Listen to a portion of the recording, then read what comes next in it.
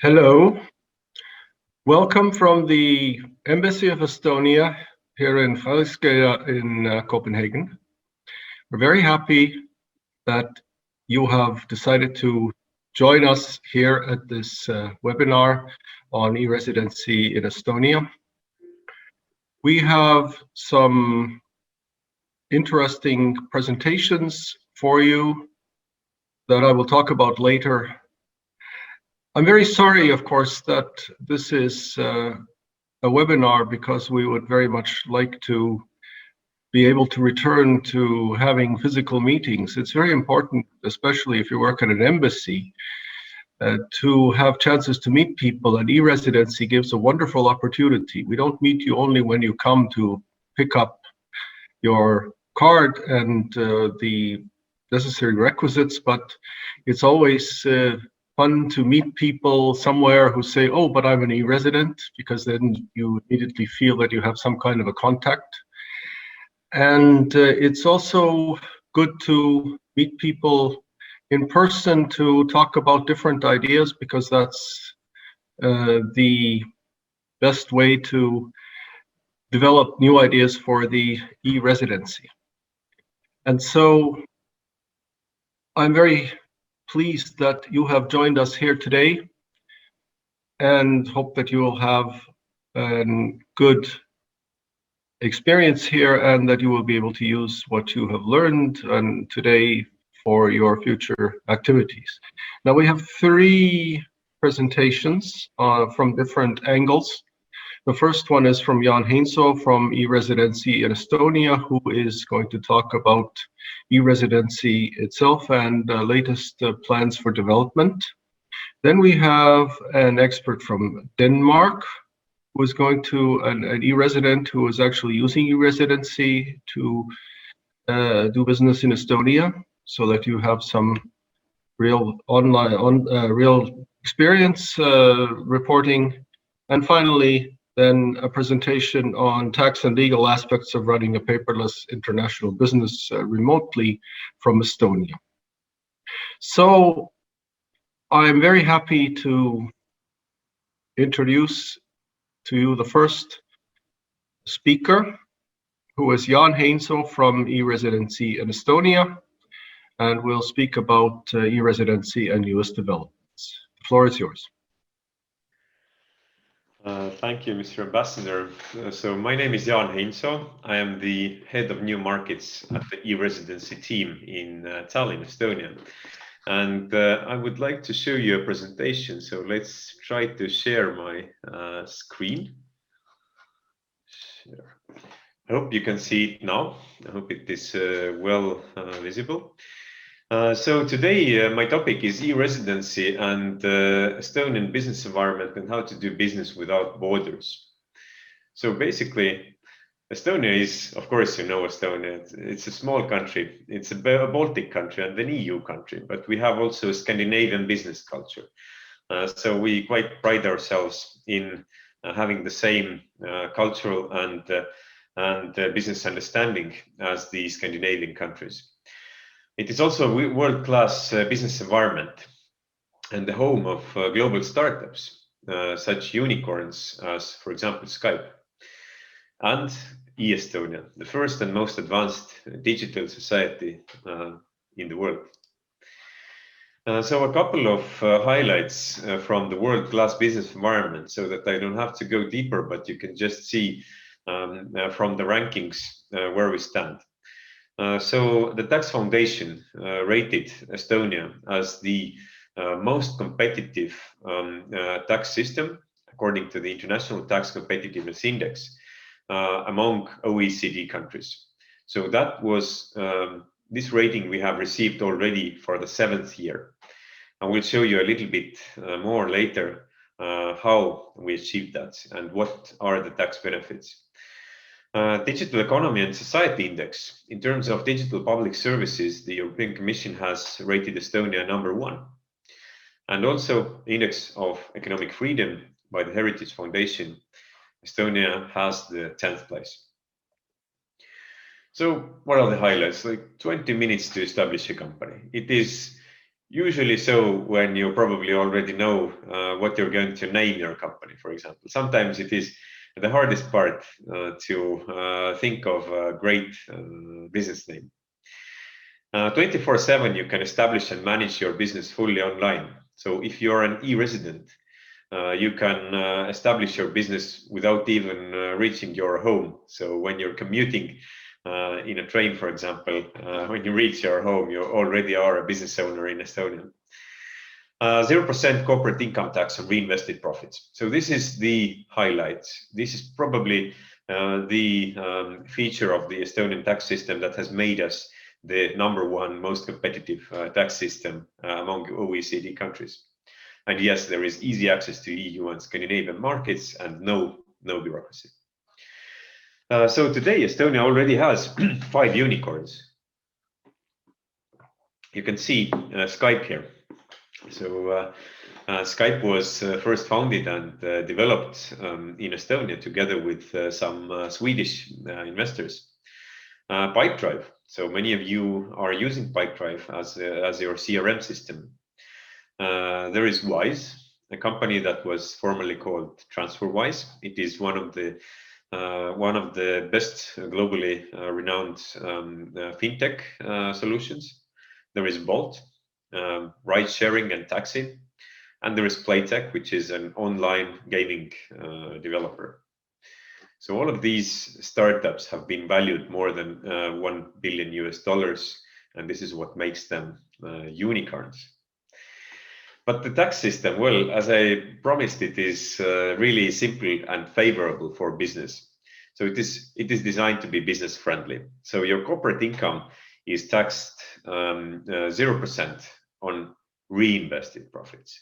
So whenever reinvested actually means retained. So you don't have to reinvest or buy anything. It means that you keep your money in your company unless you take dividends. It is always 0%. Dividend tax is in normal conditions, it is 20%. And if you do that regularly as a physical person, you can have from 14%. Sales tax, VAT, 20%. Payroll tax, 20% on personal income, and 33% social security. So all of these taxes will probably remain the same for the foreseeable future, or we can introduce new benefits. But since Estonia has really no government debt, not much, it's got the lowest government debt among European countries, then there is no pressure to raise these taxes. And it is really easy administration. Everything can be declared via e-tax and e-customs. I'm sure that Denmark is also at a very advanced level in terms of electronic tax declarations. But Estonia also, and I think that some of the tax rates are a bit more beneficial, but it is at least as easy to administer the taxes. So some highlights about e-Estonia before we go into e-residency. So almost all of the companies, 98%, are established online. 99% of the banking, of course, is done online. So you would only go to the bank for very special transactions, for very big amounts of money. 95% of tax declarations are filed online. I guess this number is increasing also day by day. And of course, e-residency. This is a system that gives everyone in the world access to the Estonian e-services.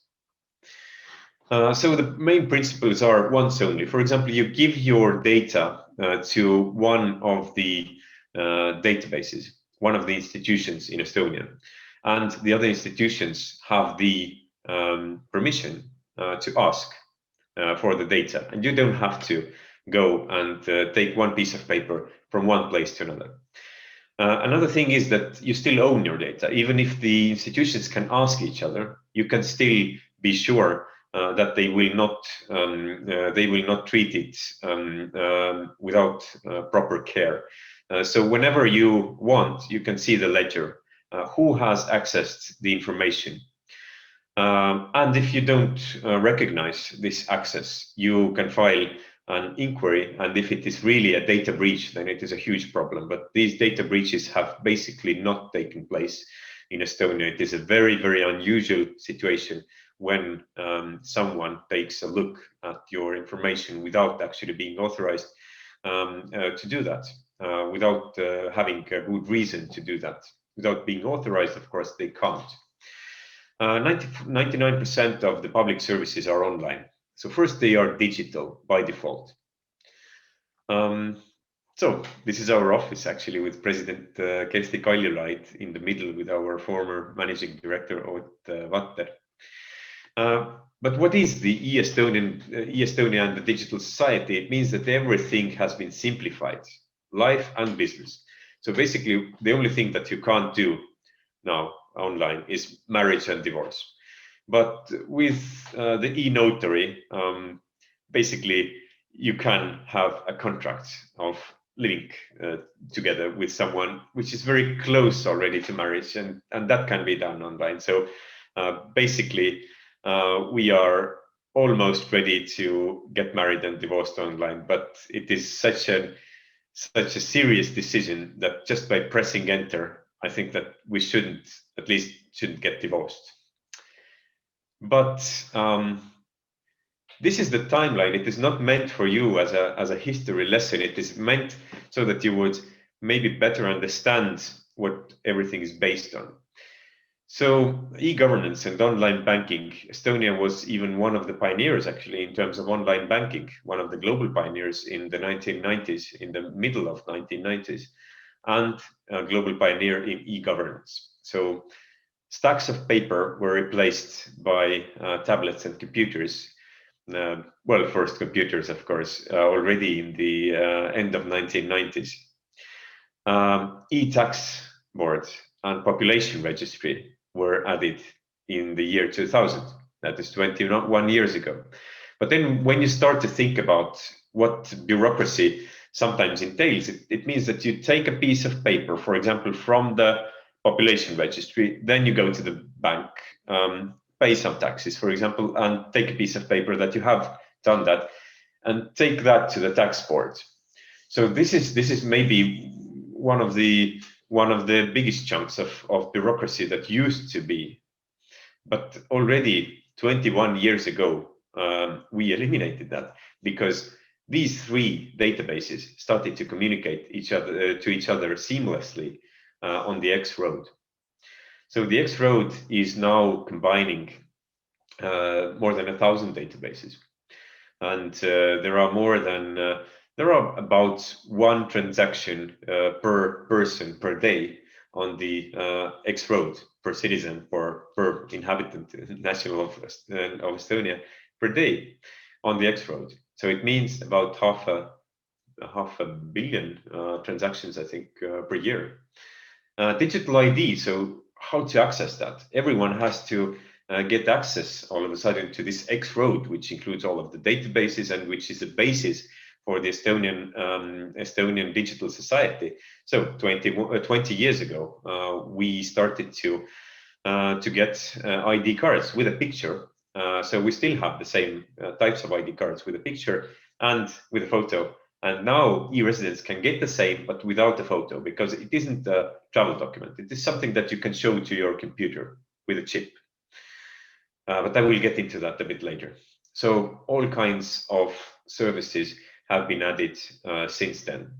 I will not go into them too much, but in 2009, 12 years ago, online company registration. So this is probably one of the most important things. And in 2014, end of 2014, e-Residency. Since then, by 2021, almost all of the public services are now digital. So there are more than 3,000. There are about half of them are private services and half of them are public from the government. As said, they are mostly digital by default. So first digital, and then if necessary, they will be also physical. So lots of smiling faces here. So you can see Xenia on the top there. She's a startupper. You can see Angela Merkel. You can see the team of Emre from Turkey. You can see Bill from the US and Shinzo Abe from Japan, and even the Pope. And everyone has something in common on this photo. What do they have in common? Every one of them has the e-Residency. So this e-Residency kit. So what is e-Residency? So everyone can join this kind of virtual digital nation. E-Residency is a government-issued digital identity which provides non-resident an Estonian digital ID card. So as I mentioned, without the photo, it is not a travel document. With e-Residency, you can establish a location-independent EU company and access all of the e-services, the 3,000 e-services, I guess, fully online, remotely, wherever you are. Run your business fully remotely. You can do that from Denmark or from any other country in the world. Who? So for whom is it meant? Definitely startup founders aiming to go global. Definitely entrepreneurs going for new markets. So for very many people in the world, going to new markets from their home country, it's a bit difficult. But from the Estonian virtual remote company, you can do that more easily. Location independent and highly mobile entrepreneurs. So I guess this is all of you. This is all of us. Highly mobile entrepreneurs. So someone who doesn't have to be bound to one country or office or town or place. Everything can be done fully online from wherever you want to be. And freelance professionals, as well as top management remotely of an Estonian subsidiary. All of these are very important target categories that we have for e-Residency. And why? So what are the reasons to get e-Residency? E-Residency makes Estonia the easiest place to start and manage a global business fully online. Trusted, business-friendly jurisdiction, as we already discussed. No local shareholders or directors needed.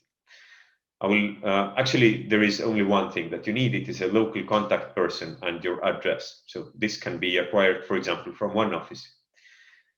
Legally binding digital signature.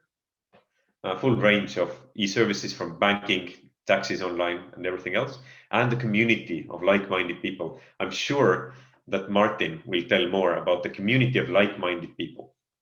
So this is a very close-knit community that actually can reach each other all over the world, and there are e-residents from almost all the countries in the world, and you can ask them for local advice, for example.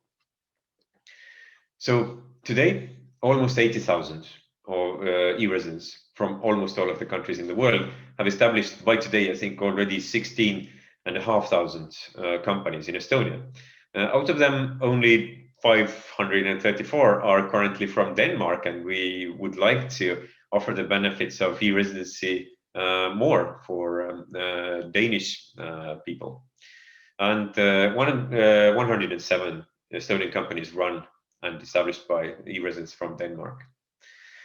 So a couple of highlights what the e-residents have said. So Jan from Belgium has said that e-Residency has enabled him to very quickly start operating a little kernel of his international business and then gradually grow it without being stretched by paperwork and structure, fully remotely.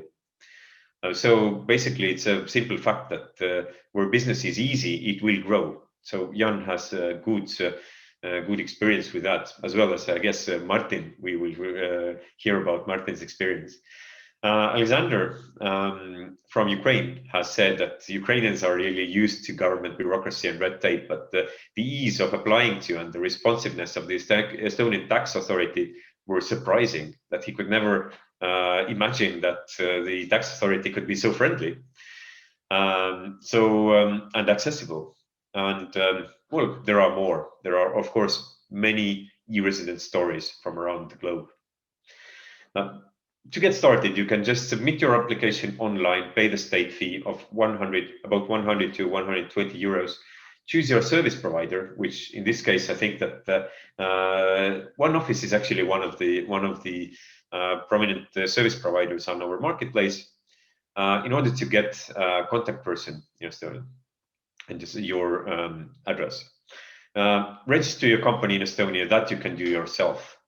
and apply for business banking. So find a fintech partner, or actually if you're Danish, then it's not a problem. You can just have your local Danish bank wherever you used to bank as your Estonian company's bank account also.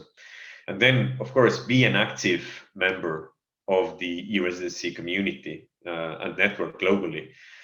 Take advantage of the sense of community that you will encounter. Use your ID card. It is valid for 5 years. With the ID cards and the smart card reader, you can access it. Later, you can switch to the phone. You can access it through smart ID instead of the ID card. There is all of the information is on id.ee. And of course, go through the marketplace. So you will find one office there. You will find also all the other service providers there who can provide you with virtual office, tax, legal consulting, and basically everything that you need for your Estonian company. And these marketplace members are actually certified. They have been selected by ourselves, and we have a trusted relationship with them. So yeah, legal address, banking, consulting, everything. If you have any questions, you can turn to us today, but you can also read everything about being an e-resident and using your e-residency company from the knowledge base. We have also a business guide for e-residents done with PricewaterhouseCoopers. Nice stories actually on the e-residency blog. Quite a lot of interesting e-residency stories. Join the next webinars. So basically, we have these general webinars all the time where you can learn everything about starting a company and applying for e-residency before starting a company. So yeah, all of the questions you can ask today from us, or write to us at e-resident at gov.ee. So thank you for listening to the presentation, and I think we can communicate a little bit more later when you will get the chance to ask the questions, and we will answer all the questions together. Thank you very much, and back to you, Mr. Ambassador. Thank you very much, Jan, for your overview.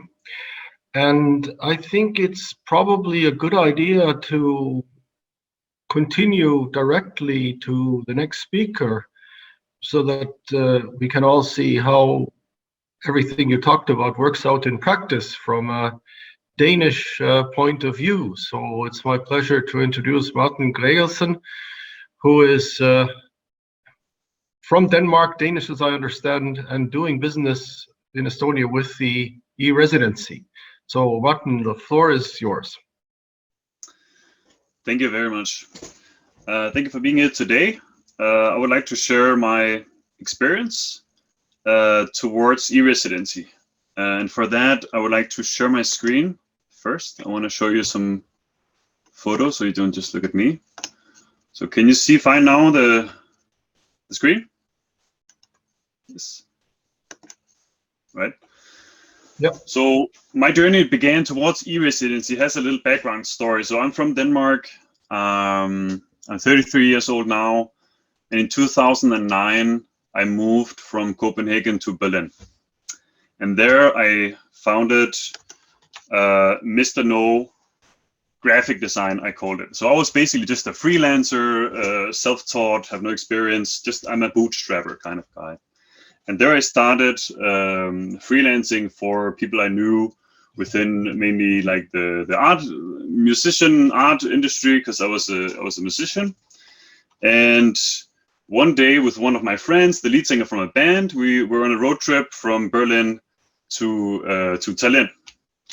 And we were also a short trip in Helsinki, so that's us there on the boat.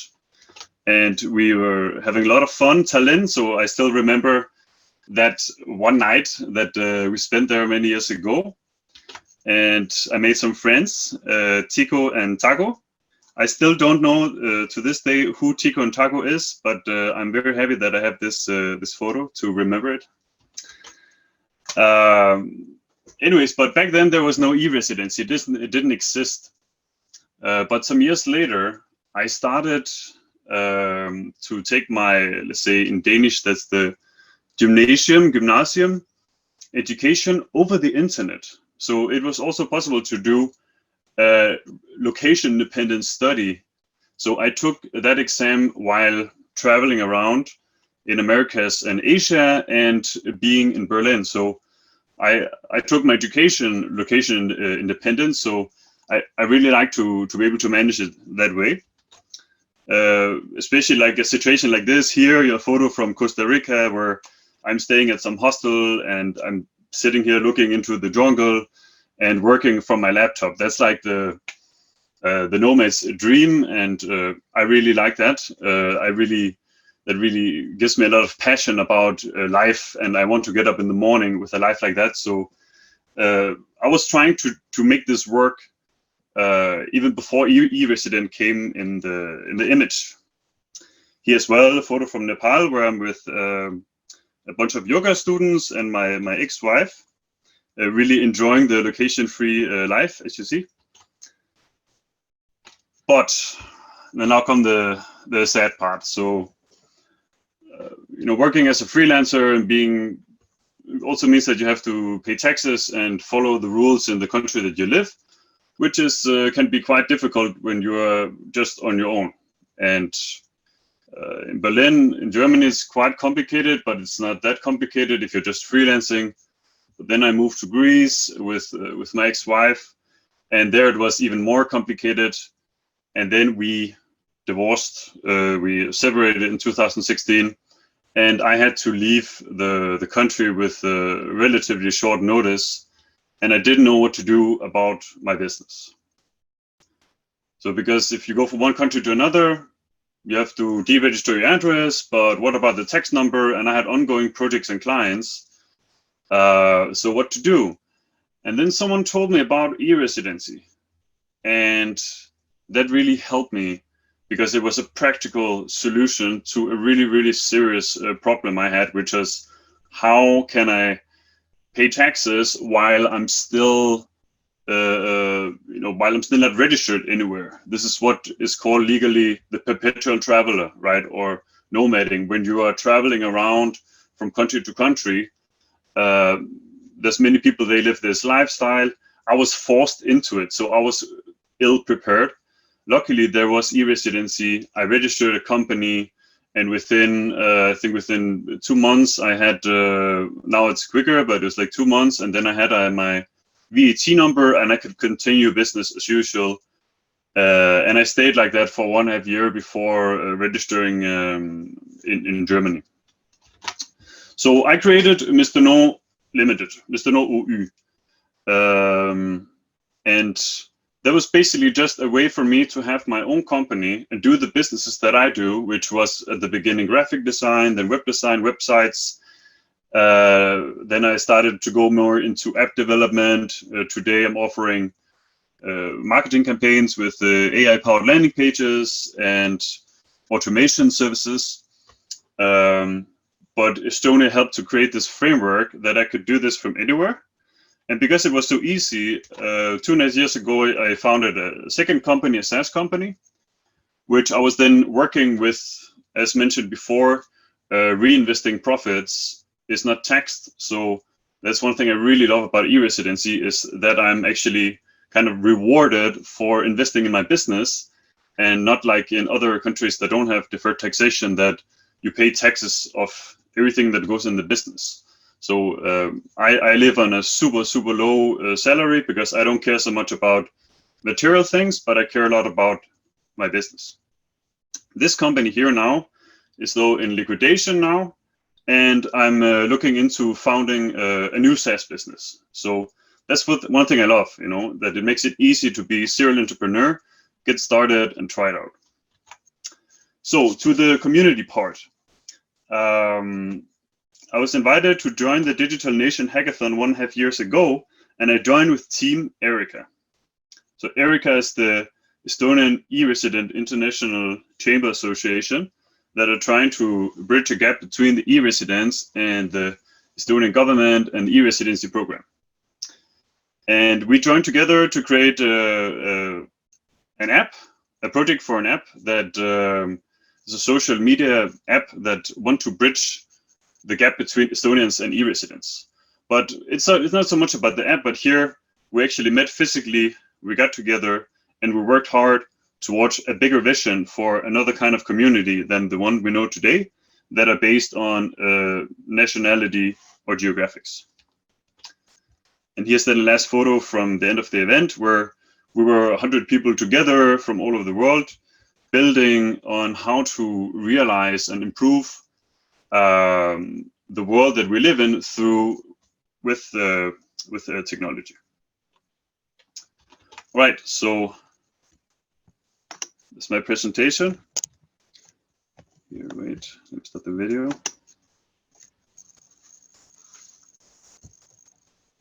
Yes, hello. So just a last comment. Right now, today, I am living in Germany. So that means I'm not a perpetual traveler now. So that also means I have to deal with the double taxation here. That's one of the challenges. But the thing I want to be able to do is that if anything bad happens in the world, or if there's problems with if there's a Hitler 2.0 one day come in the scene, I want to be able to say, okay, goodbye, it was nice to live here, but I want to be able to go somewhere else over the border to Poland and still retain my business. So I feel that being part of e-Residency is a way to future-proof my business against local nation-state governments. And my clients are not here, and I'm not, so I think like the world is one place. And e-Residency helps me to work and function within that one place called Earth, with having everything digitalized. So I really like that. And the last thing I would like to invite anyone that's interested, you don't have to be e-resident to join Erica. You can do that on erica.ee, EERICA.ee. And we are a nonprofit organization that are trying to support aspiring e-residents to network with each other, exchange information, and actually to build this community. And this year, we're also in collaboration with the e-Residency program, making 10 events around the world, where we will share information and get together physically to support each other and to create that physical community that don't exist yet. But we're still waiting for lockdown measures to loosen up so we can realize this. But yeah, so I'm really happy to be e-resident. I've been in for 4.5 years now. I'm very excited and grateful for the opportunity. I really hope that Denmark will also follow suit, because it will enable their citizens to break out of the bubble and still remain Danish. So thank you. Thank you very much, Martin. I think you brought up some very important points in addition to just how you are using e-Residency, because there are many issues that we have to deal with. The first one is, of course, that it used to be that we created e-Residency so you don't have to travel to Estonia unless you want to. Now, of course, the question of traveling at all is very important for almost all of us. And the same thing is that what happens, you have to have, if you are using a system, then the system has to be able to withstand any sorts of problems, and it has to be sort of decoupled from the country and the infrastructure. You have to have a lot of backups and different security issues and so on. And these are things that we've been working on as well to make this even more useful tool for everybody who can use it. And I think you are pointing us in the direction of many developments that will be even more useful for us in the future. But having said that, yes? Oh yeah, there's one thing that I forgot to mention, which I think is also how I run my business. That could be a model that maybe inspires someone else. So I've been freelancing for many years, and then after 7-8 years, I was starting to get a lot of clients. And what I'm doing now is that I have a strategic partner, a partner company in India with over 200 employees. So I have one employee in my company, that's me. And on a project basis, I onboard other specialists, not only from India. I also have my network is growing by the week. You know, I have over 2,000 contacts on LinkedIn. So you can grow a large international business with one employee, you at the core, if you have good strategic partnerships and manage it like that. You know, so when Corona hit me, I was sitting, or hit me, hit the whole world, all of us.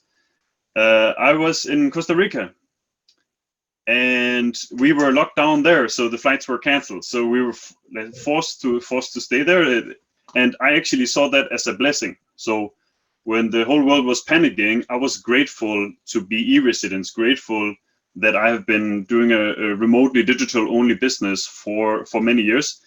It did not affect me negatively. There were some of my clients, they had a lot of fear. So they were investing less in technological improvements, like that's understandable. But me, myself, the infrastructure is like safe. You know, you could put me in space or on Mars, and as long as I have an internet connection, I can continue my business. So I think it's very important to realize how the endless potential, even of a small OU company,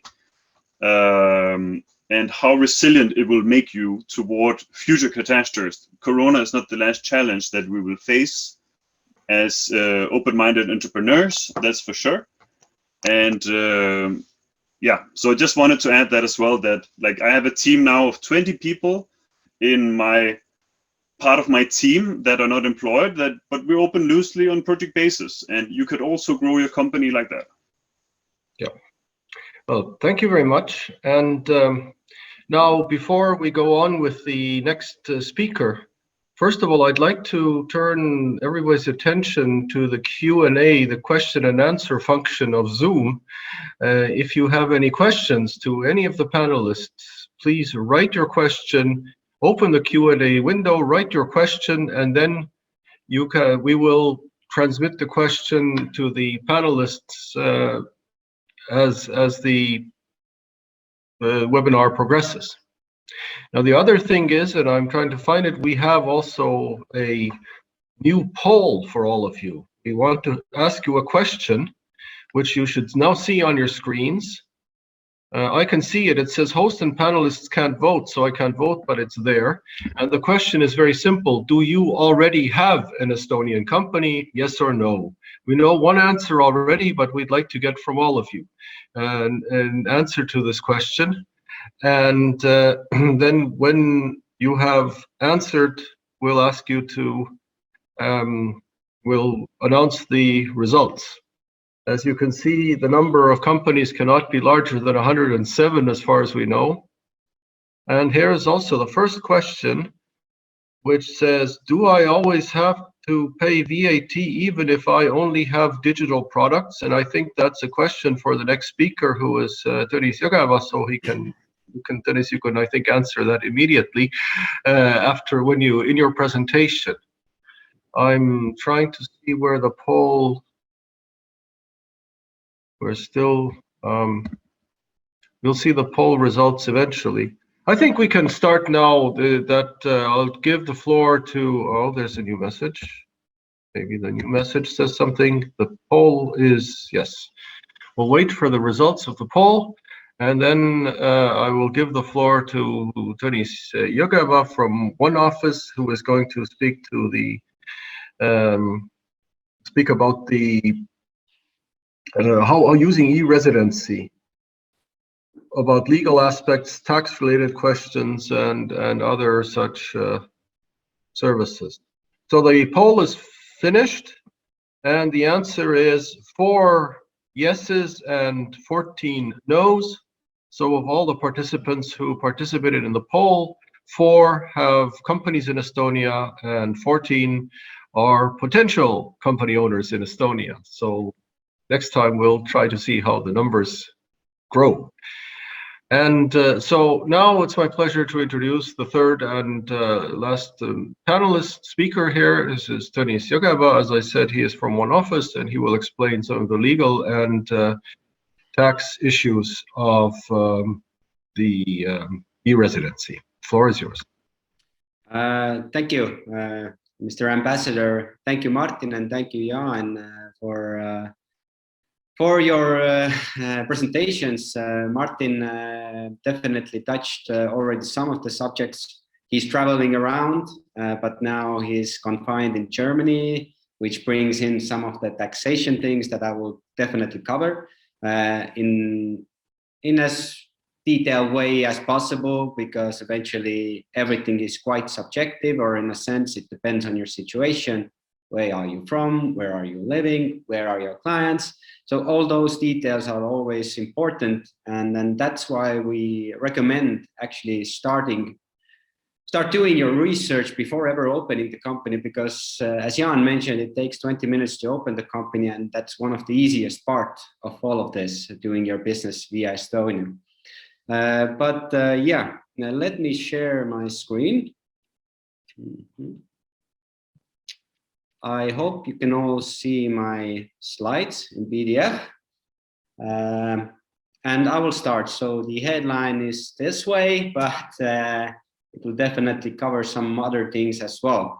A little bit about One Office Group. So we do cover Estonia, and we're usually all of us are from Estonia. The 40 specialists, most of them are in Estonia, but there are 5 other countries that are covered by the same services as in Estonia. So those services are company formation, the address part, and also accounting and some legal services. And then we, in addition to Estonia, we offer these services in Finland, Sweden, Lithuania, Latvia, and in the UK.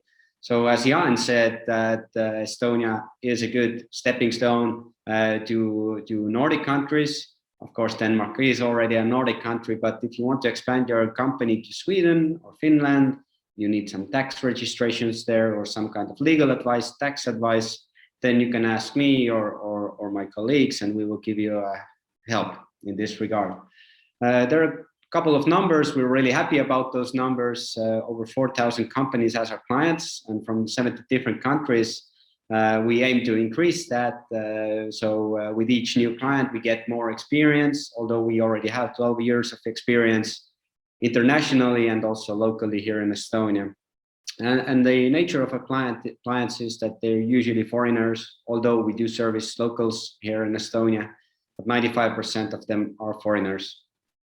This is already covered, what is e-Residency, but I will shortly stop on what e-Residency is not, because as a service provider in One Office, we get a lot of questions about how do I get like an invitation letter to Estonia, or how do I get visa. So e-Residency definitely is not one of them.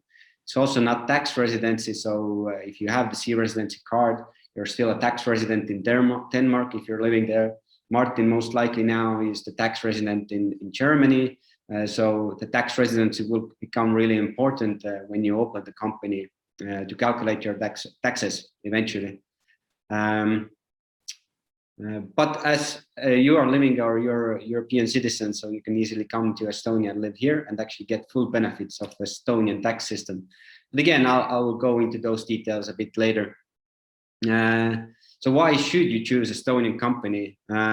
Since we have this e-Residency, everything can be done online, and this will in effect make everything cheaper, faster, less time consuming. So the bureaucracy level is low. You can set up the company with relatively slow costs compared to other countries. The management costs, the pure upkeeping costs of doing your annual reporting or taxes in Estonia, it's relatively low and efficient. You can do it quickly, and that's why Estonia would be one of the good places where to open your company. Also, in addition, you don't have to have like a local Estonian bank account. EU rules have made it quite difficult to get a local bank account if you are a foreigner. For me as well, I'm an Estonian. If I go to Denmark, I will have a hard time getting a Danish bank account, even if I have then Danish company. And then that's why opening or using online banks would be much smarter. It's faster, their transaction fees are lower, you can use different currencies, or you can usually get different currency accounts. saving the trouble of converting your currency and then spending time and money on the currency exchange costs. So that's all a positive.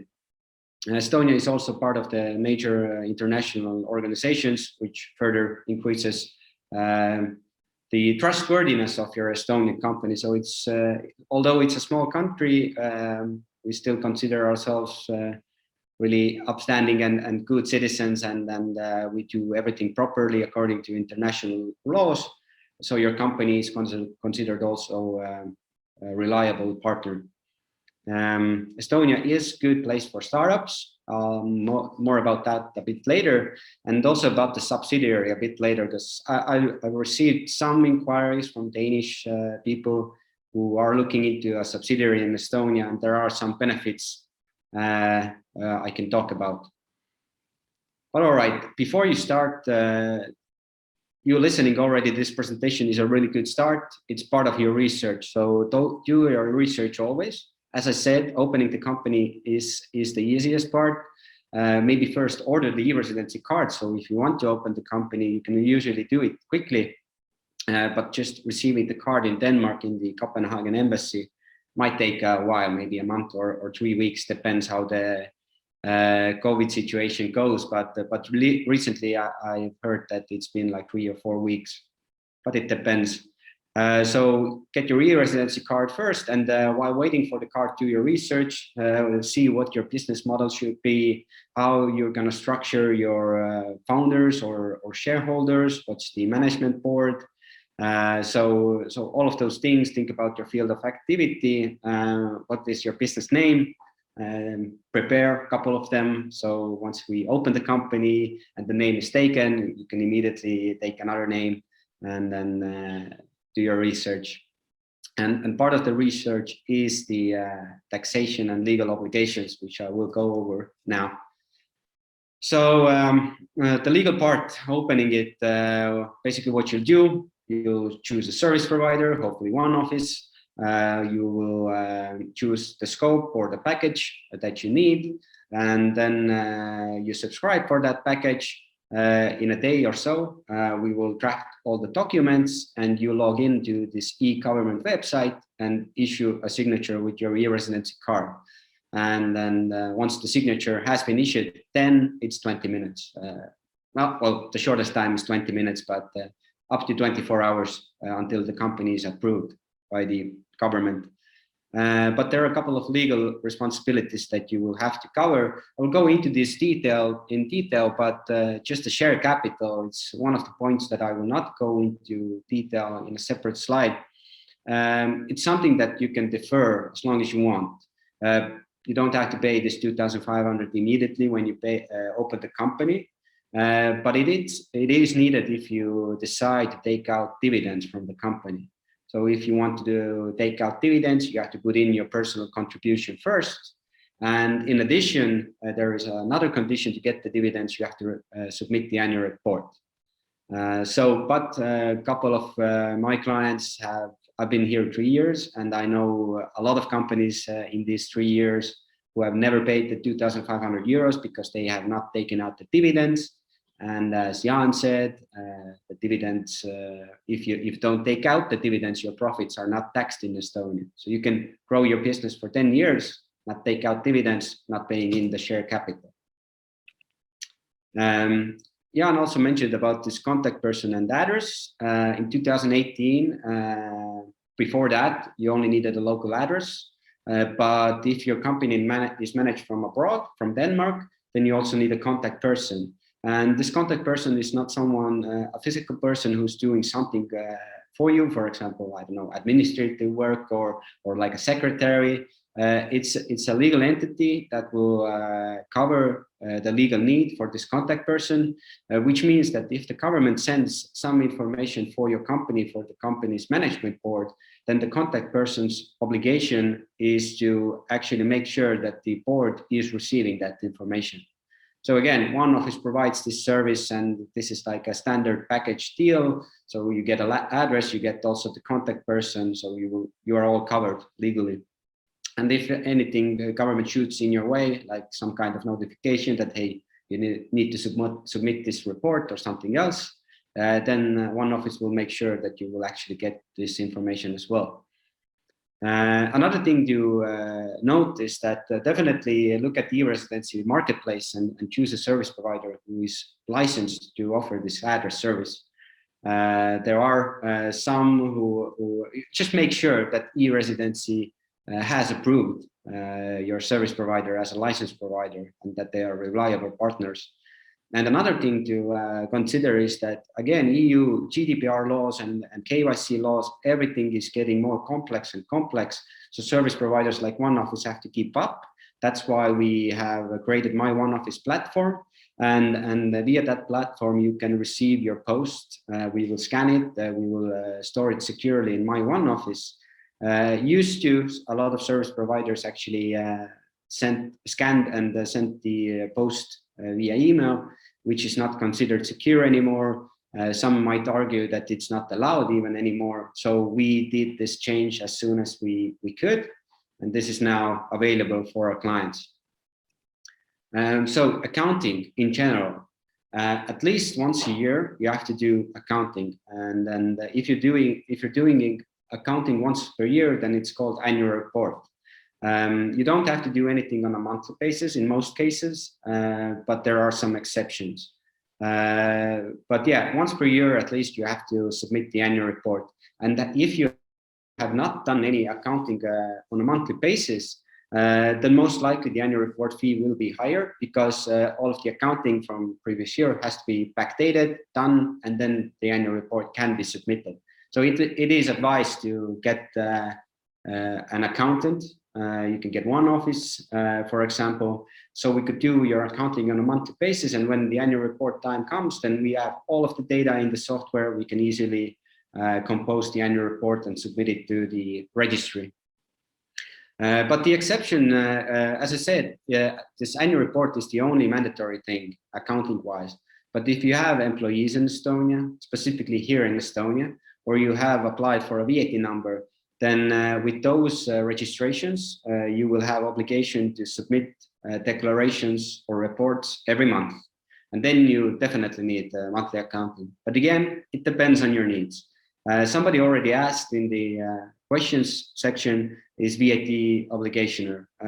Not until you've reached 40,000 euros worth of sales in one calendar year. So if you don't reach that 40,000 euros worth of sales in 1 year, then next year it resets and you again have 40,000 euros worth of sales to do before you are obligated to get the VAT number. So definitely it's not obligational, but with these kind of questions, we always prefer talking with the client directly, understanding what are their plans, what are their needs, and then we can offer some kind of a plan or suggestion. But again, if it happens that I don't know, you will have a situation where you make a big sale and you now need the VAT number, then there's nothing to worry about. We can apply for the number in 5 days or so, and then you have this Estonian VAT number and you're all set to proceed with your sales. So it's not a big issue. Just keep always contact with your contact person in One Office or with your accountant in One Office. Just make sure you're letting us know what do you need, what are your plans. Then annual report I already mentioned, but just some main topics about it. There is no dormant status in Estonia. During COVID, a lot of people have asked, can I put my company in pause or something like that? Because COVID has stopped everything or whatever the reason might be.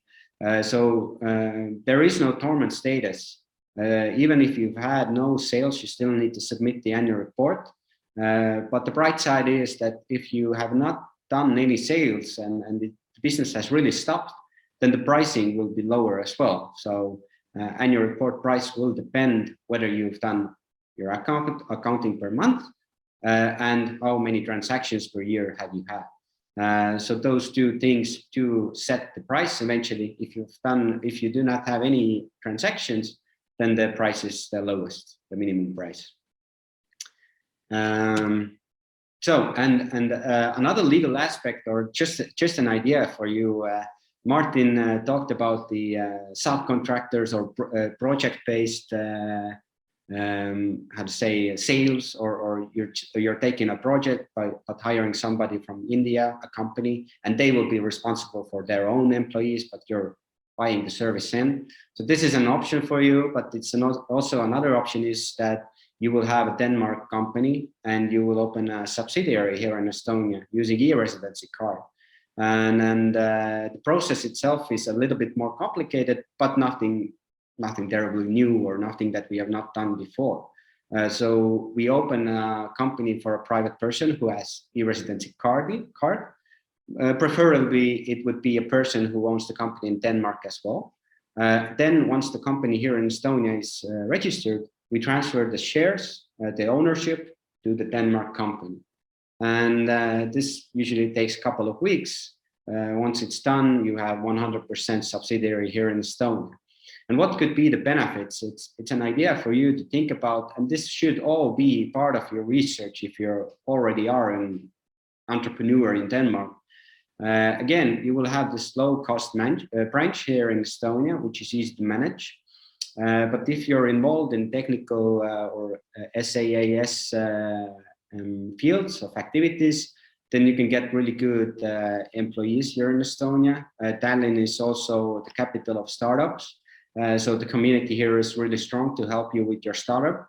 And actually all of the sales can go through your parent company in Denmark, and all of the development can be here in Estonia. And this Denmark parent company can easily transfer money to the subsidiary here in Estonia to pay the business costs, salaries, etc. So it's an idea for you. If you want to do it, it's possible. A lot of, not a lot, but from Denmark and in Nordic countries in general, we received such questions, and I just wanted to make sure that I'll cover this shortly.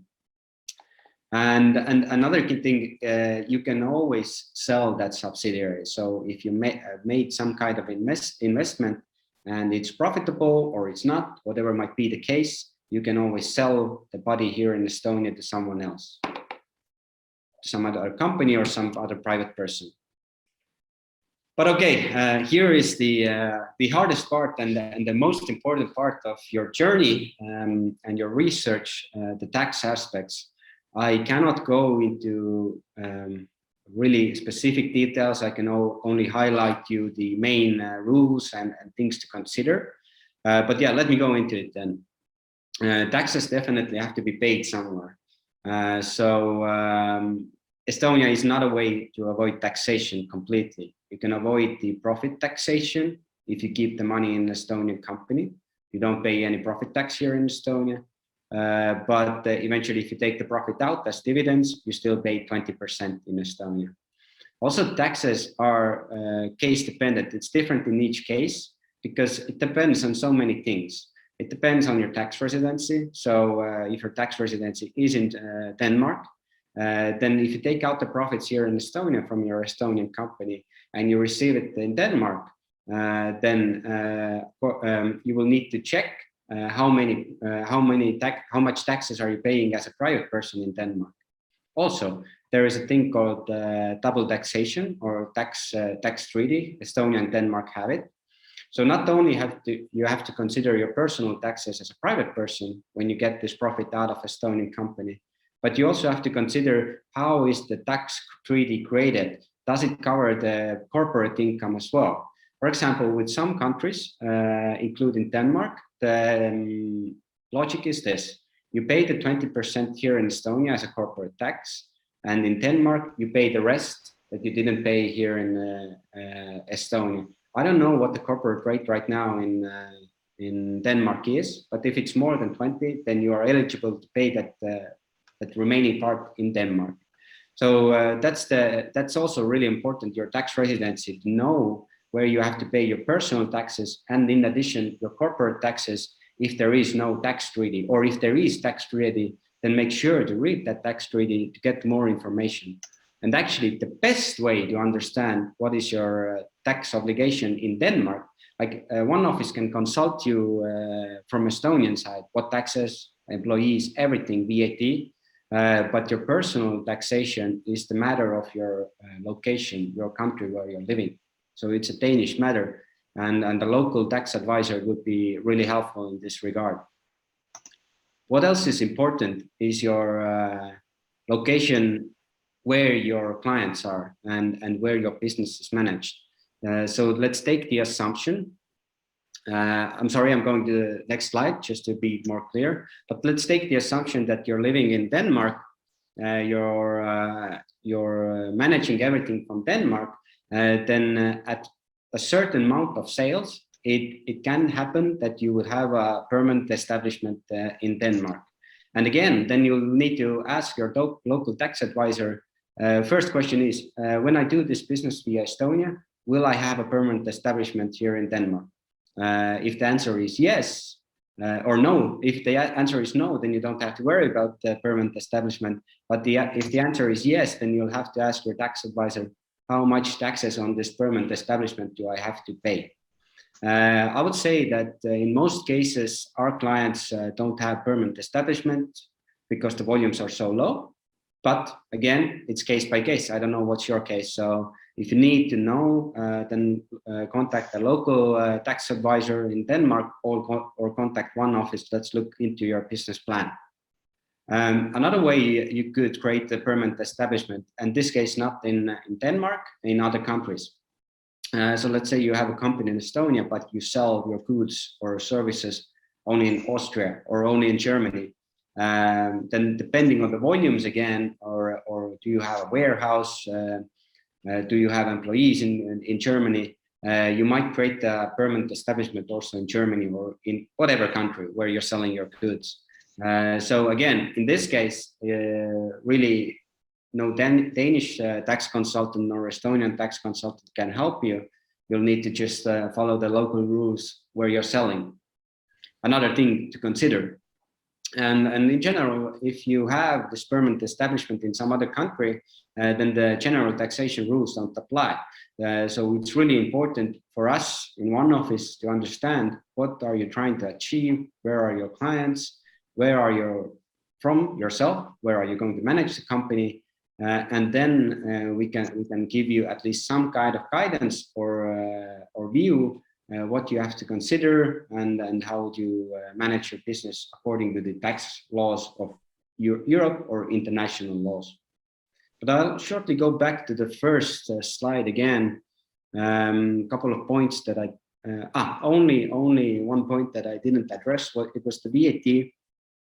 Again, the VAT depends if you need it or not, but in Estonia the VAT percentage is 20%, as Jan said, and not all companies need to apply for the VAT number, but it has some benefits. So if you have suppliers or clients who are companies and then you want to reverse charge, so let's take in Germany, for example. Again, there's a company in Germany who provides you some kind of IT support.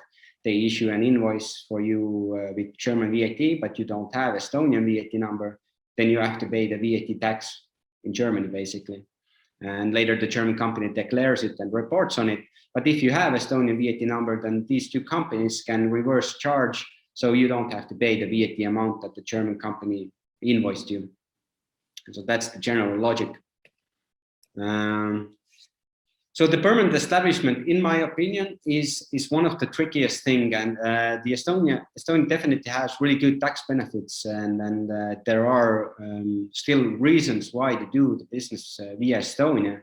But just to be careful, to consider all of the aspects, think about the permanent establishment, especially from Danish point of view, and then the point of view of your clients. Where are you mostly selling your products or your services? And just try to find out if you will create the permanent establishment in the location of your clients. But yeah, the tax benefits already covered the 20% income tax, the corporate income tax, which is only charged if you try to take out the dividends. But if you give the profit in the company, you reinvest it into the company's, I don't know, structure, equipment or anything you need for the company, then you will not be taxed, but you can just accumulate the profit as well. You can sit on the bank account and you do not need to reinvest it or take it out. So for starting companies and startup companies and growing businesses, Estonia is really good place.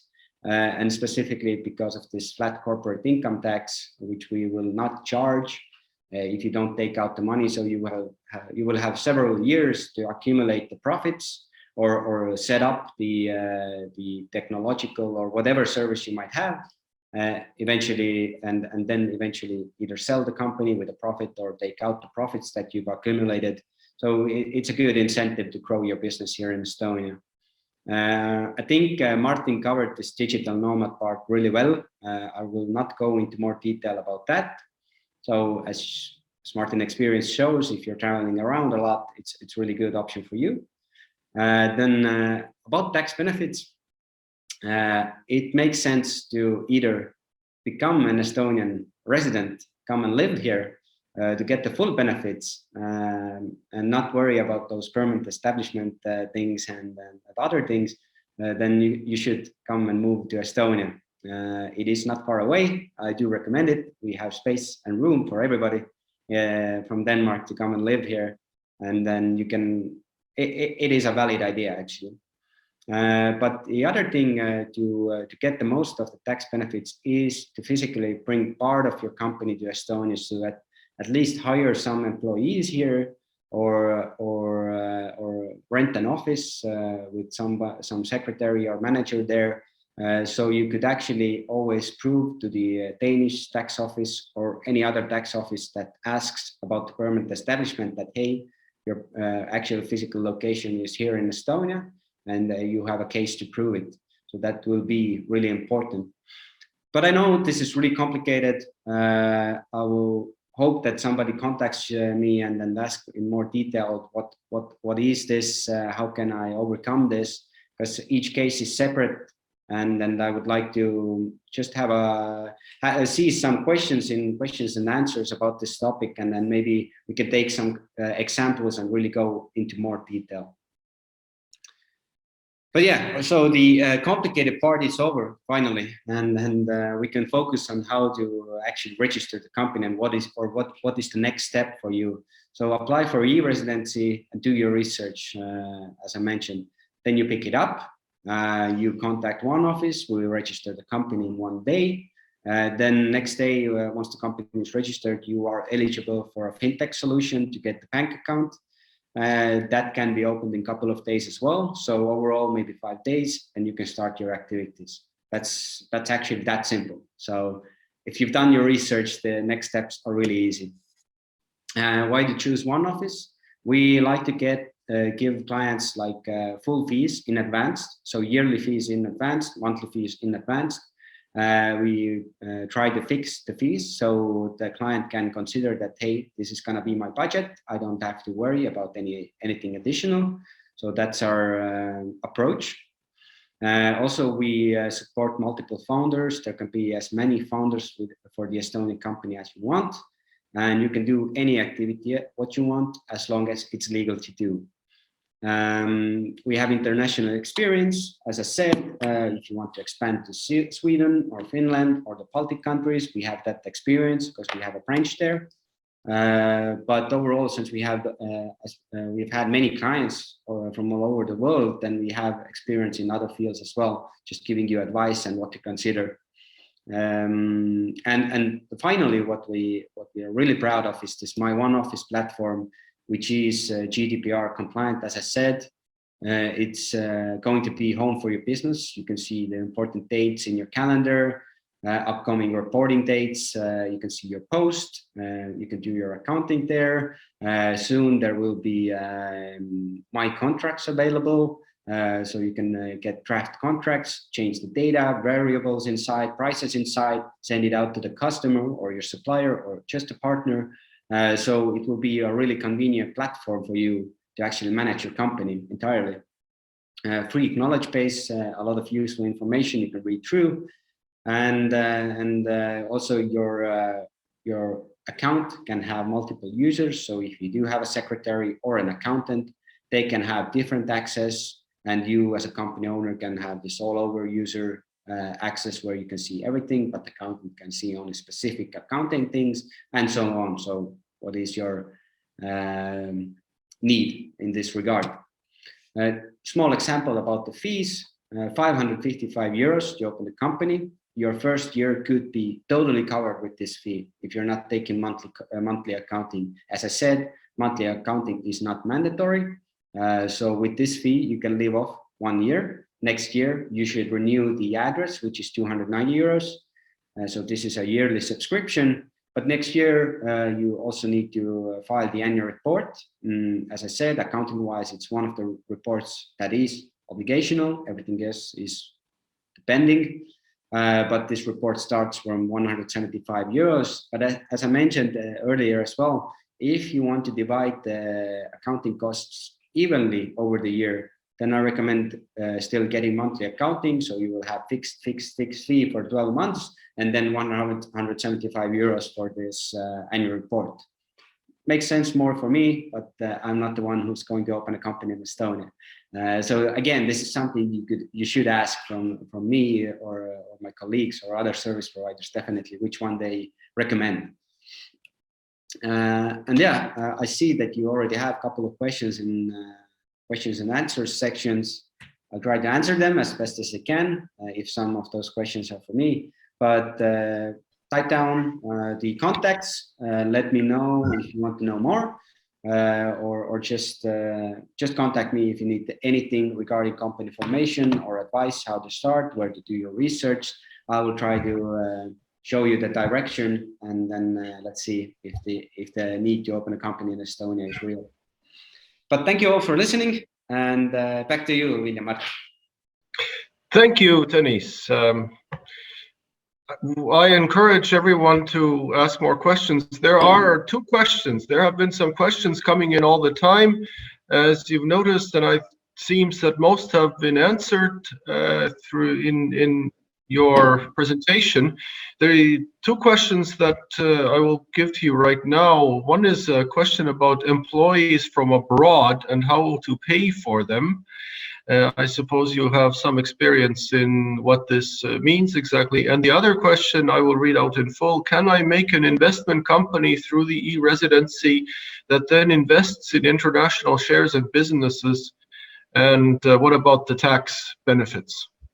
So I'll leave those 2 questions for now, and please ask more questions. I will definitely answer Gregory's question, because before this webinar started, I specifically asked Gregory to check it out and ask questions. He wanted to have a phone call, but I said I have this presentation. So Gregory, thanks so much for listening. But yeah, about employees, you can definitely hire employees from foreign countries, not Estonia. But again, it's the question arises: how are the salary taxes declared in that country where the employee is from? Some countries allow for the employee to actually pay the salary taxes and do all of the calculation. So that would be the best option for you. But some countries mandate the employer, so they mandate you to definitely do the taxation part. In which case, it's going to be more difficult for you, because you will need to hire or find someone local where the employee is working from, who knows the system and who knows how to the calculation works and how to actually declare the taxes to the government as well.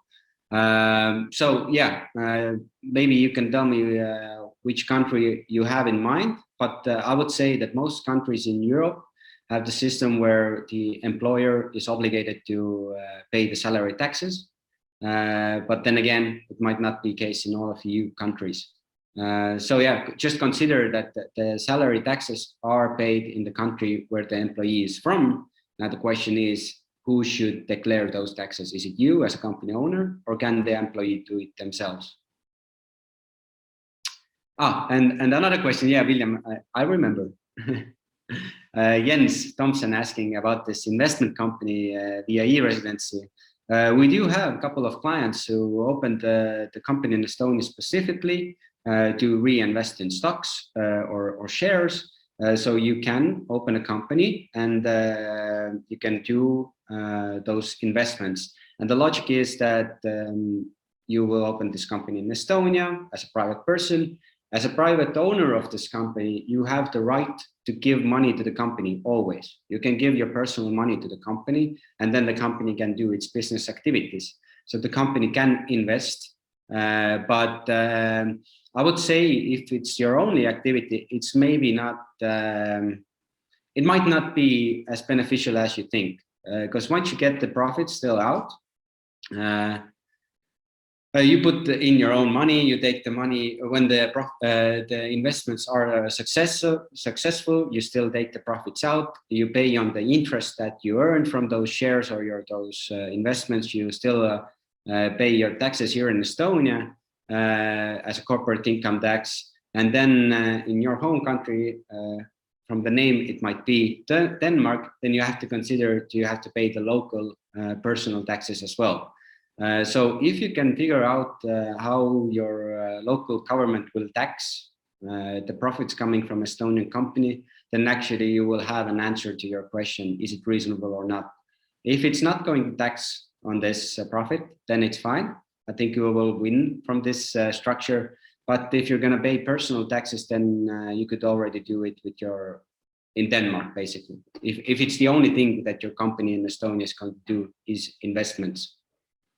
But yeah, a lot of people have a business activity. They don't want to take out the money that they earned from this business activity. So they invest it in stocks or shares or something like that. Okay, thank you, Dennis. I think you can also see the next question, right? But I just wanted to make one point, sort of as a general point about the issue of hiring people, of labor costs and so on, or using labor in general. We have in the European Union, on the one hand, a very well-functioning single market, goods and services, and people can move back and forth. But again, we have different labor laws in every country. And so there are a lot of issues that are related to this. And you have to remember that there are at least two different principles. One is one the Nordic countries use, where you have tariff agreements in sectors. It's not only the Nordic countries, but this and there are other countries who have minimum wages or wage controls or whatever legislation that deals with wages. And so it means that hiring people anywhere is something where you need an accountant. But since in Estonia you need the accountant anyway, then I guess the accountant will explain how it works. I mean, even us here as the embassy in Denmark, we have an accountant who tells us how much we have to pay our local employees and does all the work for us, because it's something that we don't have the capacity to do. And so, you know, if we are not in a position to do this independently here, then it's a very similar situation almost everywhere. But now the next question is about VAT registration. And Dennis, I guess you're the one for this one too. Just want to, William, thank you for that explanation. It's you also really logically explained the labor laws, and it is really country specific where the employee is from. And most likely, if you're hiring a foreigner, you will need a local accountant in that country where the employee is from, just to make sure, maybe at least the first months, to get familiar how to do it properly, at least if you're willing to take it over in the end. But good recommendation, thank you. The VAT registration again, it's not obligational in Estonia until you've reached 40,000 euros turnover or worth in sales. So if you're selling your services or goods here in Estonia, if you don't reach the 40,000 euros in one calendar year, then you're not obligated to register it. But then again, if you've not reached the 40,000 euros, you can still apply for the number. Now it then depends, are you selling goods or services? With services, it's easy, you can always apply for it. With goods, it can be a little bit more difficult. Sometimes you can get the number, but sometimes the tax office wants you to cover certain requirements. For example, some goods have to arrive here in Estonia, or some goods have to be sold to Estonian clients. or the goods have to be stored in Estonian warehouse. So it's good with goods. It's a bit more complex, but with services you can always apply. But until you've reached 40,000 euros turnover, you don't have to do it. It's an option. Thanks. I just allow myself one other commentary as well. It's a very well, it takes some time to get a VAT registered, become a VAT registered company. You have to, prove that you actually have, like Terry said, you have to. It's a lot of work. It doesn't. You can't just sort of, unless you buy a VAT registered company off the shelf, which is another story. But if you have an e-residency, if you want to stop being a VAT registered company, it's one click and it's done. Of course, it's good for the state because it means you get more taxes if from you get at the end of the day more taxes from non-VAT companies. So we make it easy for you to pay us more money if you want to look at it that way. Now we have the next question, and I think that again is for Dennis. You can see it from Henrik. I can see the question. It's it's about selling land, and if selling this land with profit, can it be invested into shares and bonds without paying company tax? In other words, I understand if the company owns land and sells it and makes a profit, in other words, the price is higher than before, then obviously a private person would pay tax on the difference, 20%. Mm-hmm. But if the money stays in the company, and can you then buy shares and bonds without paying tax? And can it be moved inside the group and so on? All these questions, which is, I think these are two different categories of things. But you're the one who knows this one. Yeah. I hope I'm assuming or understanding it correctly that you have a company, a holding company that holds shares in this real estate company. I hope I get this part correctly, then the answer is more understandable. If this is wrong, then everything I'm speaking about is wrong. Yeah, that's correct. Yeah, but you have this initial holding company that holds shares in this real estate company, and now this real estate company sold some kind of land or I don't know, apartment, and you got the profit. So this company, now real estate company, has the profit. It can transfer the share, the profit to this parent company quite easily. But again, if you're transferring this, it's called dividend. So you pay this 20% income tax in this case. But now, if this company actually loaned this money to this company to get the to even open this land or buy this land, then it's another thing. Then you're paying back the loan, and then it's no corporate tax. So again, more information is needed. But if this holding company owns this company and all of the money came from this company here, and the profits and everything is generated by this real estate company, and you just take out the profits called dividends, then you pay 20% tax. But if this holding company initially gave all of the money to buy that property and land, then it's considered loan, and you can this real estate company can give back the loan. So that's without taxes.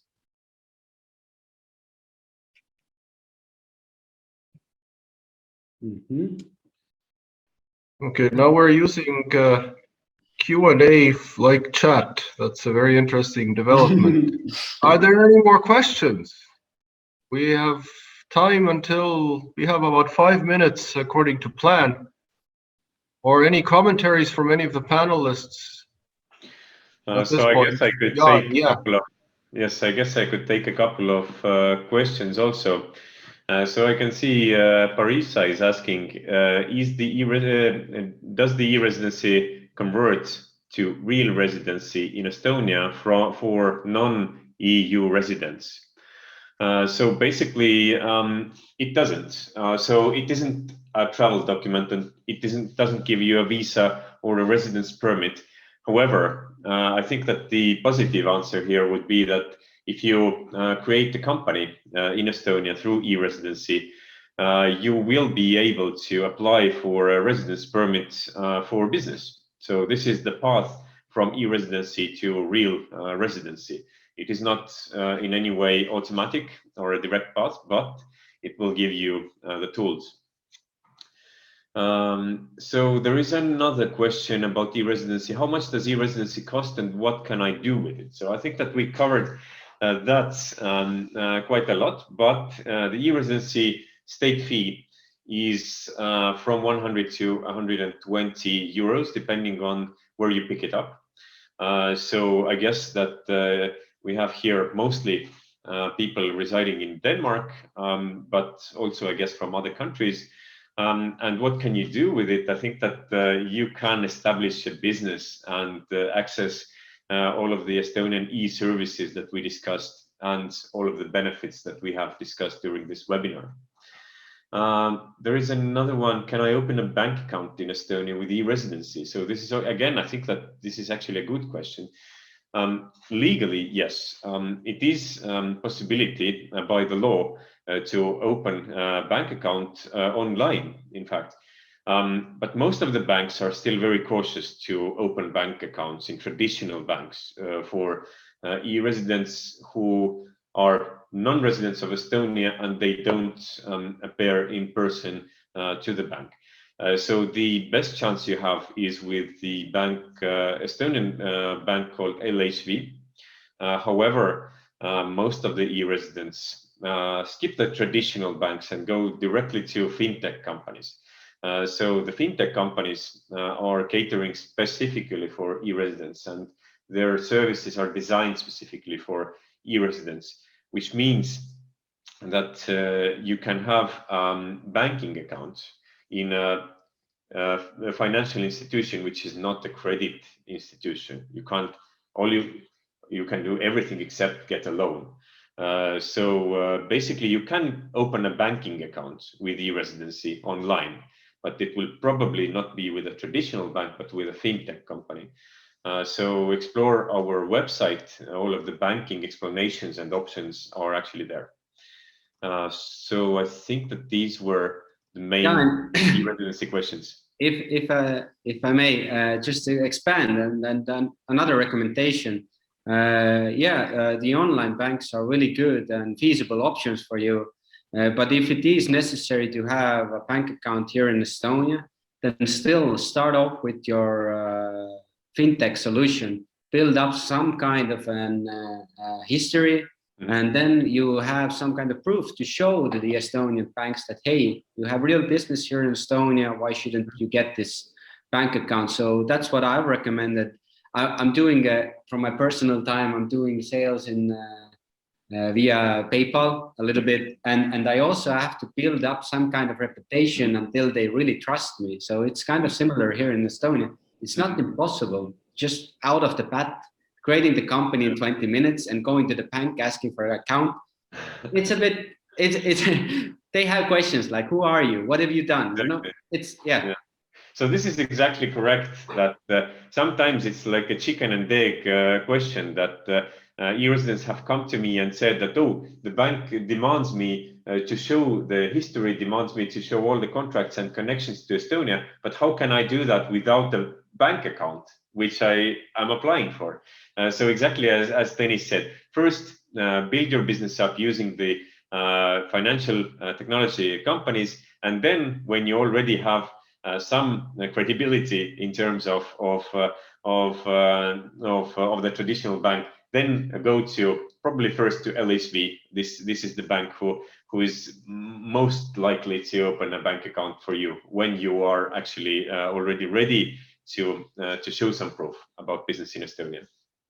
Just as Tõnis said, it's a great path to go.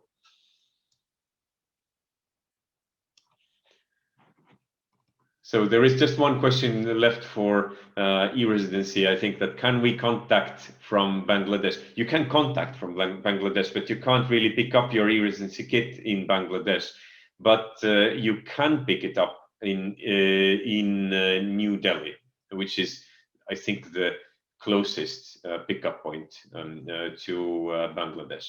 And we are, as we speak, we are right now launching new pickup locations for e-Residency, which are also near there. So if you prefer, for example, to pick your e-Residency card up in Thailand or in Singapore, that is also possible already by the time you will pick up your card. So if you apply now, you can already pick your card up in the new pickup locations.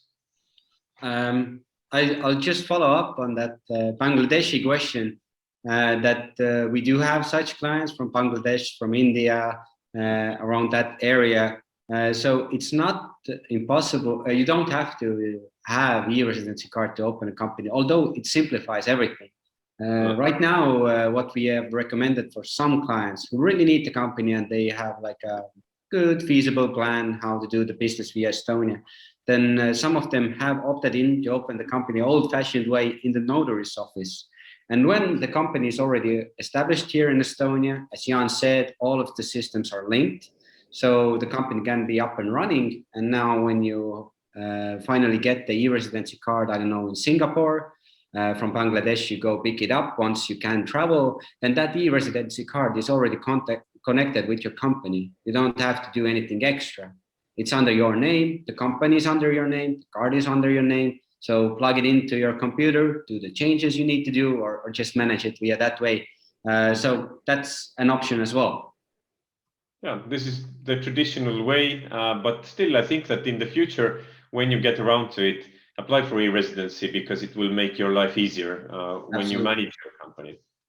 Definitely. It's so even submitting the annual reports is so much easier with the e-Residency card. Otherwise, you have to, I don't know, file some kind of letter to the government or tax office that, hey, please grant this person rights to submit the annual report for me. So it's a hassle. But with e-Residency, it's really simple. Everything is really, really simple. I can assure that. We have, I saw a question in chat. I think maybe it's in questions and answers. No, all the questions, sorry, all the questions there were 2 questions in chat, but they all were repeated in Q&A. Okay. Okay, there was the point is that, yes, you should ask your questions in Q&A. And we do have one more question now in Q&A, which was in chat before. It's about taxes. You can see it, I think. There's another one. The second one came up in Q&A now. Okay. About repatriating profit or salary payments to India if you have a company in Estonia. So I will answer Max's question first. Can I use one office to send reports regarding taxes? How many reports need to be reported when company has VAT? So I'll answer the VAT part first. In Estonia, you do it monthly. I know in some countries you have the option to do it quarterly or monthly, but in Estonia, you do it monthly. There is one smaller option which almost anybody is not using. It's a limited VAT number, in which case you report on the VAT once the VAT reporting needs to be done. I mean, if those kind of payments occur. So if you're using the limited VAT number means that if you're using it, you only then are reporting the VAT tax. But generally, you do it monthly. And can I use one office to send reports regarding taxes? Yes, that's what our accounting department does. And then if you're an accounting client, then all of the taxation and declaration part in Estonia will be done. But of course, your local taxes, those have to be covered by yourself, unless you're from Finland, Sweden, Latvia, Lithuania, or the UK. In those countries, we have branches. So if you're living in those countries, including Estonia, then we can also cover the local taxation there. But if you're from Denmark, then the personal taxes in Denmark, you should cover yourself.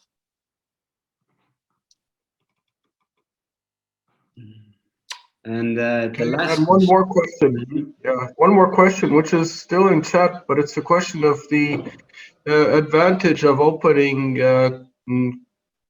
limited liability and company versus Denmark. I mean, especially it's about OUs, but what is the advantage of opening a company in Estonia versus opening in Denmark? Yeah, and do you want to go over the e-residency benefits or tax benefits first?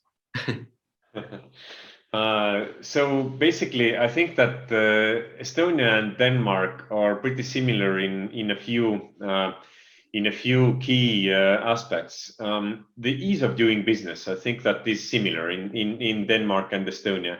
However, I think that we do have some additional benefits, that we do have quite a lot of e-services more, I think, that already in this digital infrastructure. So some of the e-residents, I think, from Denmark have taken advantage of that aspect. Tax rates, it's not a fact that you can start paying Estonian taxes. It is a bit of a complicated issue.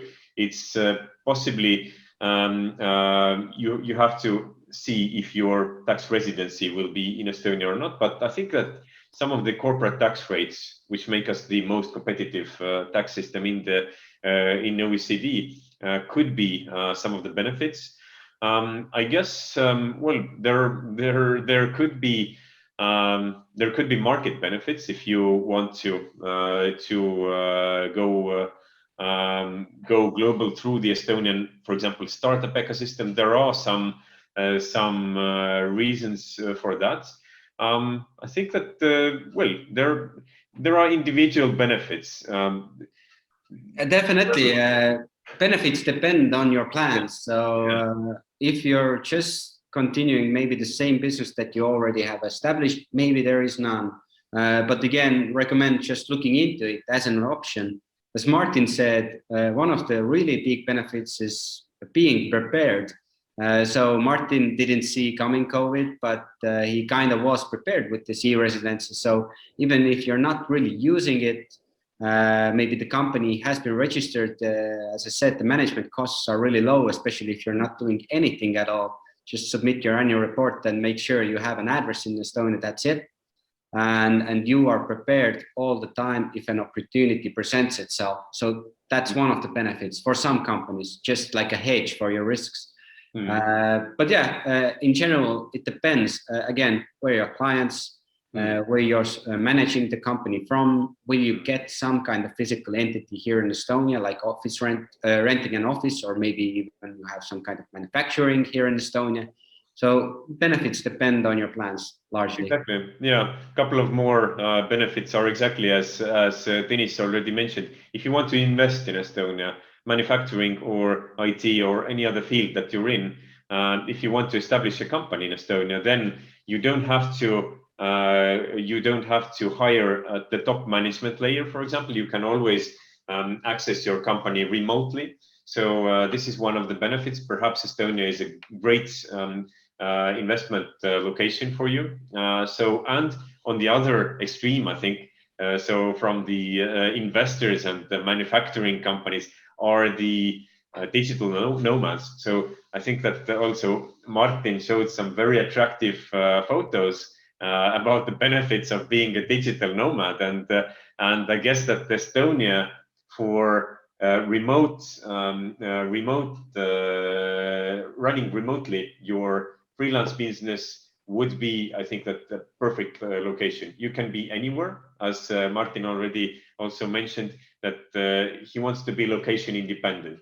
So this is definitely the biggest benefit. So we are probably not familiar with how easy it is to manage a company remotely from the Danish jurisdiction. So, but we would of course like to hear also about that. But in Estonia, it is well, it is one of the easiest in the world.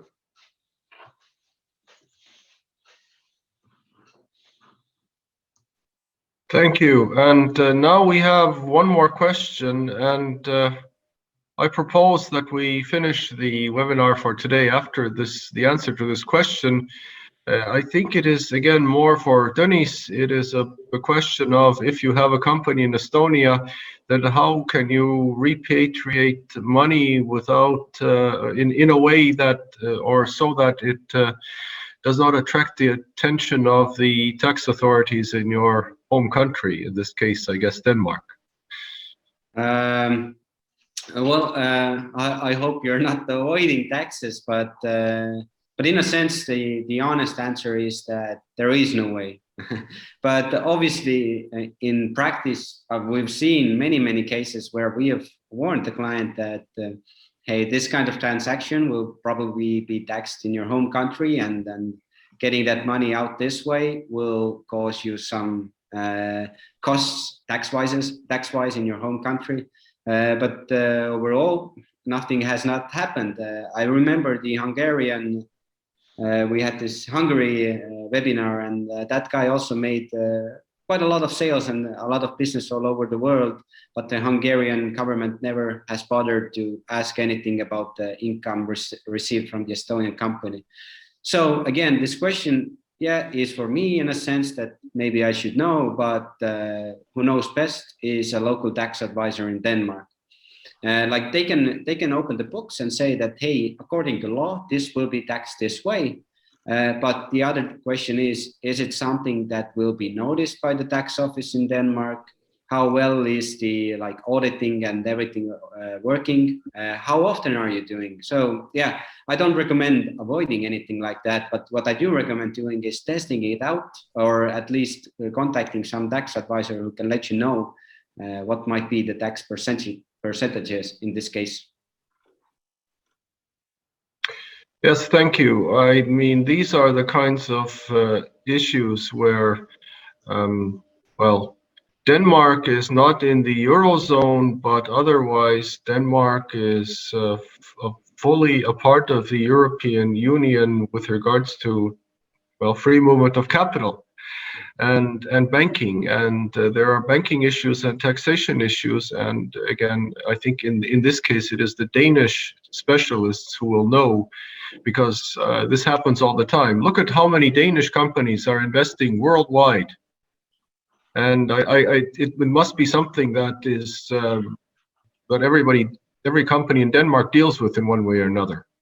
So from that point of view, I think the solution, or it should be easy to find somebody to give you advice. And having said that, it's now time to finish this webinar and to thank all of the participants, thank all the panelists.